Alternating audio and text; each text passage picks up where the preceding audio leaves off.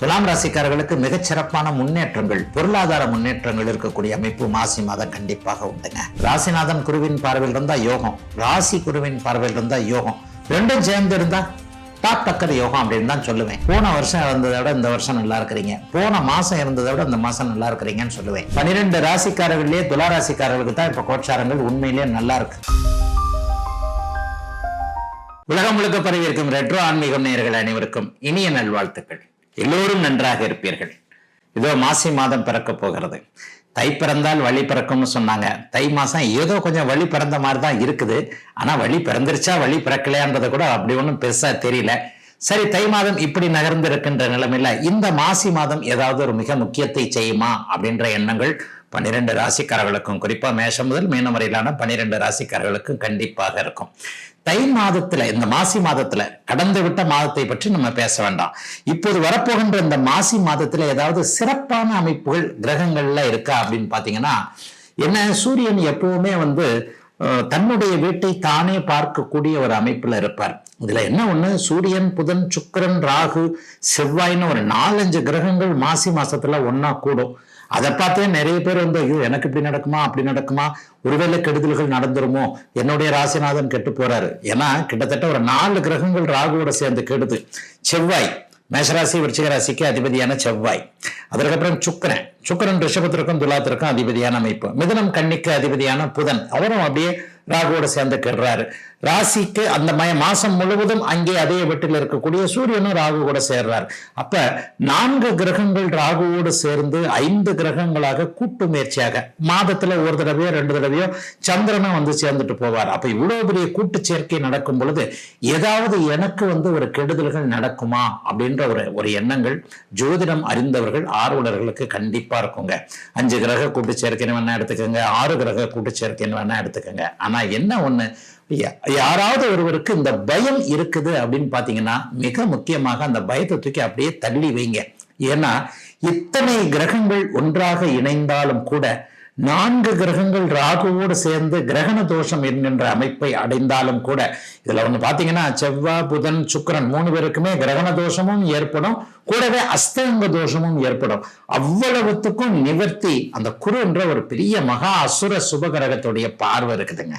அப்ப 4-5 கிரகங்கள் ஒன்றாக சேர்ந்து 6 கிரகம் ஒரு நிலையில ஒரு 2 நாட்களுக்கு சேரக்கூடிய இந்த அமைப்பு மாசி மாதத்தில் நடந்தாலும் கூட எக்ஸலண்டா குருவின் பார்வை இருக்கனால பெரிய கஷ்ட நஷ்டங்கள் 12 ராசிக்காரர்களுக்குமே கண்டிப்பா வராதுங்க. குரு பார்க்க கோடி நன்மை என்பதை இப்போதே நீங்கள் புரிந்து கொள்ளக்கூடிய தன்மைகள் கண்டிப்பாக இருக்கும். அதுவே ரெட்ரோ ஆன்மீகம் நேயர்கள், என்னுடைய ராசிக்கு அது வேணா வந்துருமா, இது வந்துருமா, அது வந்துருமான்னு பயப்பட தேவையில்லை. உண்மையிலேயே எத்தனை கிரகங்கள் ஒன்றாக சேர்ந்து பாபத்துவமாக இருந்தாலும், ராகுவோடு சேர்ந்தாலும், அஸ்தமனம் பெற்றாலும், கிரகண தோஷத்தை படைந்தாலும், ஒரே ராசிக்குள்ளேயே அப்படியே இருந்தாலும் கூட குருவின் பார்வை என்ற மகத்தான ஒரு சுபத்துவம், மகத்தான ஒரு ஒளித்தன்மை அந்த கிரகங்கள் இழந்த பலத்தை திரும்ப பெறுகிறது என்பதால் பெரிய கஷ்ட நஷ்டங்கள் கண்டிப்பாக இந்த அமைப்புல இருக்காதுங்க. இப்போது தனித்தனியாக 12 ராசிக்காரர்களுக்கு, மேஷம் முதல் மீனம் வரையிலான இந்த 12 ராசிக்காரர்களுக்கு எப்படிப்பட்ட பலன்கள் கண்டிப்பாக இருக்கும் அப்படிங்கிறத இப்போது பார்த்துடலாங்க. துலாம் ராசிக்காரர்களுக்கு மிகச்சிறப்பான முன்னேற்றங்கள், பொருளாதார முன்னேற்றங்கள் இருக்கக்கூடிய அமைப்பு மாசி மாதம் கண்டிப்பாக உண்டுங்க. என்னன்னா ராசியும் ராசிநாதனும் இந்த மாதத்தின் பெரும்பகுதி நாட்கள் குருவின் பார்வையில் இருக்கிறாங்க. எப்பவுமே பாருங்க, ராசிநாதன் குருவின் பார்வையில் இருந்தா யோகம், ராசி குருவின் பார்வையில் இருந்தா யோகம், ரெண்டும் சேர்ந்து இருந்தா டாப் டக்கர் யோகம் அப்படின்னு தான் சொல்லுவேன். நீங்க சொல்ற மாதிரிலாம் அப்படிலாம் ஒன்றும் பெருசா எனக்கு நடக்கவே இல்லைங்க அப்படின்னு துளாராசிக்காரர்கள் சொன்னீங்க அப்படின்னா, நேற்று இருந்ததை விட இன்றைக்கு நன்றாக இருக்கிறீர்கள் அப்படின்னு ஒரே வரியில நான் ஜோசியத்தை முடிச்சிருவேங்க. முந்தா நாள் இருந்ததை விட நேற்று நல்லா தான் இருக்கிறீங்க, இன்னைக்கு நல்லா தான் இருக்கிறீங்க, போன வருஷம் இருந்ததை விட இந்த வருஷம் நல்லா இருக்கிறீங்க, போன மாசம் இருந்ததை விட இந்த மாசம் நல்லா இருக்கிறீங்கன்னு சொல்லுவேன். இதை எப்படி சொல்றதுன்னா, இருக்கும் நிலையிலிருந்து துலாம் ராசிக்காரர்கள் கொஞ்சம் உயர்வான நிலைமைக்கு போவீங்க. இன்னொன்னு, துலா ராசிக்காரங்க எல்லாருமே கோடீஸ்வரன் ஆயிடுவீங்கன்னு நான் சொல்ல மாட்டேன். கோடீஸ்வரவங்களும் இருக்கிறாங்க, பொருளாதாரத்துல முன்னேற்றம் இல்லாதவங்களும் இருக்கிறீங்க, 10 ரூபாய் சம்பாதிக்கிறவங்களும் இருக்கிறீங்க, 1000 ரூபாய் சம்பாதிக்கிறவங்க இருக்கிறீங்க. இந்த துளாராசிக்காரங்கள் மட்டுமே கொஞ்சம் 60-65 கோடி பேர் இருப்பீங்க.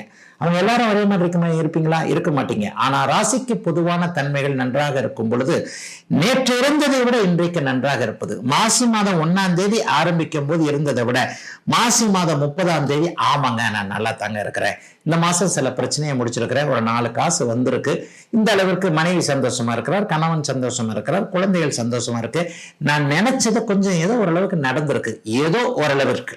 எல்லாருக்கும் அப்படியே நடந்துருச்சுன்னு சொல்ல முடியாது. ஆனா நடந்திருக்கிறது நடக்கலன்றது வேற, ஏதோ ஓரளவுக்கு நடந்திருக்குன்றது வேற இல்லையா? அந்த மாதிரியான அமைப்புகள் துளாராசிக்காரர்கள் எல்லாருக்குமே கண்டிப்பாக உண்டுங்க. அவரவருடைய பிறந்த ஜாதக அமைப்பிற்கு ஏற்றார் போல கோச்சார பலன்கள் இப்போது துளாராசிக்காரர்களுக்கு 12 ராசிக்காரர்களே துளாராசிக்காரர்களுக்கு தான் இப்ப கோச்சாரங்கள் உண்மையிலேயே நல்லா இருக்கு. ஜோதிடம் தெரிஞ்சவங்களுக்கு இது நல்லாவே புரியும். ஆனா துளாராசிக்காரங்க என்ன சொல்லுவீங்க? ஐயா நான் அப்படிலாம் இல்லைங்க, ஏதோ இருக்கிறேங்க, கஷ்டப்படுறேங்கன்னு. இந்த ஏதோ இருக்கிறீர்கள் அப்படின்னு சொல்லக்கூடிய அளவிற்காவது துளாராசிக்காரர்களுக்கு வயதிற்கு ஏற்றாற் போல ஒரு முன்னேற்றம் இருக்கக்கூடிய மாதமாக இந்த மாதம் இருக்கும். போட்டிகள்ல வெற்றிகள் கிடைக்கும். இன்டர்வியூக்கு போற குழந்தைகள் எல்லாத்துக்குமே கொஞ்சம் சக்சஸ் உண்டு. 100 பேர் போனாலும் நீங்க தான் செலக்ட் ஆவீங்க. வாழ்க்கை கொஞ்சம் படிப்படியாக நல்லவையாக ஆரம்பிக்கும்.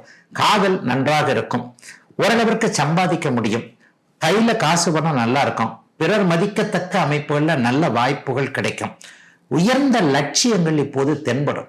நம்ம இப்படித்தான் இருக்கணும், அப்படித்தான் இருக்கணும், இதைத்தான் பண்ணணும், அதுதான் பண்ணணும், வாழ்க்கையில எல்லாரும் முன்னாடி போய்கிட்டே இருக்கிறாங்க, நான் மட்டும் பின்னாடியே இருக்கிறேனே, ஏன் எப்படி என்கின்ற மாதிரியாக நல்ல சிந்தனைகள், நல்ல தொடர்புகள், நல்ல நட்புகள், நல்ல எண்ணங்கள் போன்றவைகள் இருக்கக்கூடிய ஒரு சிறப்பான மாதமாகவே இந்த மாதம் கண்டிப்பா அமையுங்க.